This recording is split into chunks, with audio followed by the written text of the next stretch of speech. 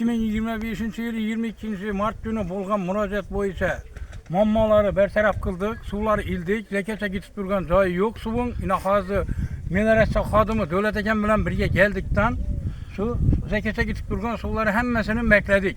Zekeçe gitip durgan su yok. Kim gelip görse göreversin indi.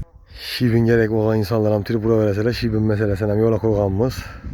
Assalamu alaykum hurmatli kuzatuvchilar. Bugun yine şu oriqning suvi zekecha ketib turibdi degan videoni qo'ydim. Shunga yana vatqoz, klaster, mineratsiya xodimlari kelibdi.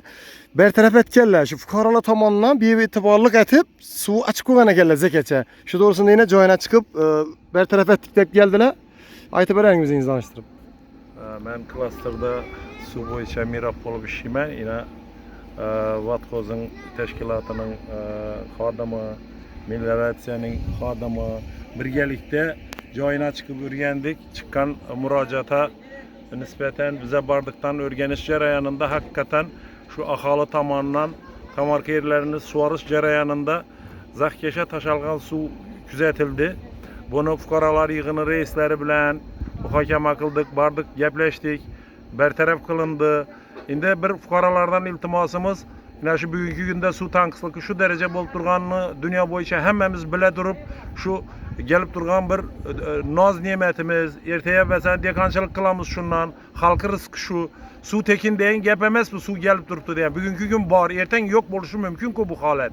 Şunun için her bir nerseye itibarlı bolup mahalle fuqara yığınları reisleri, şu fuqaralar, tamarka yer yegeleri şu itibarlı bolup suyu uvalına kalmayık. Bunu bekardan bekar zakyashara taşamasak, nur üstüne bir ela nur bolar edi. Yine bize bir bertaraf ettik bugünkü müracaata nispeten.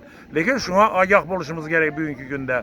Şu şey hemmede iltimas kılıp sorap kalgan bolar edim şunu. Yine hazır bugün dalalarımıza su tapı ölmündürmüz. Ekşi cereyanı baştan yatır. Lekin bugünkü günde şor yuş yekürlü ölmü yürgen haletlerimiz var. Şu için sudan önümlü faydalanıp bunu uvalını hemmemiz bilemiz. Karla ötkenle hemmesi aytıp ötken. Bugün hemen erse şunun, hemen erse. Bugün bari erten yok buluşu mümkün. Şunun için itibarlı bolayık ortakla ben şunu iltimas etip kalgan bolar edim. Şu kastan indi kastan emas, bee'tiborlik bilan qaçırıp bo'lgan holatlarini jarimen qo'llab turibdi ekanlar. Albatta, bu narsa suv tekin emas. Suvu bunu itibarsız bolup zakyasha taşasak, başka yaramaz işlere işletadigan bo'lsak, bir bunu hesap kitapla hemen erse. Şunun için bugünkü günde bu itibara alınıp duruptu. Bu eğer kimde kim şu taşalgan joyi, naciye yerlere taşap zakyasha bolmağır işlere faydalanadigan bo'lsa, inspeksiya tomonidan jarima qilinadi. Bu nazarata alındı bugünkü günden. Şunu itibara alıp qo'yinglar, hurmatli fuqarolar.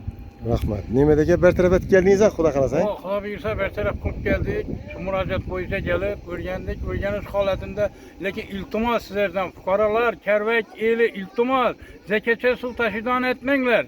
Yengebot mahallesi, ayniqsa yine şu Yengebot mahallesi yine. Suv tekin emas, suv tekin emas. Vaqtincha aholiga tekin berib turibdilar bu suvi. Erteng sizlardan pul chiqishi mumkin. Hozir fermerlardan so'rab ko'ringlar. Kubini 200 so'm pul to'lab olib o'tiribdi fermerlar. Pul ne to'laydilar suv uchun. Rahmat, sog' bo'linglar.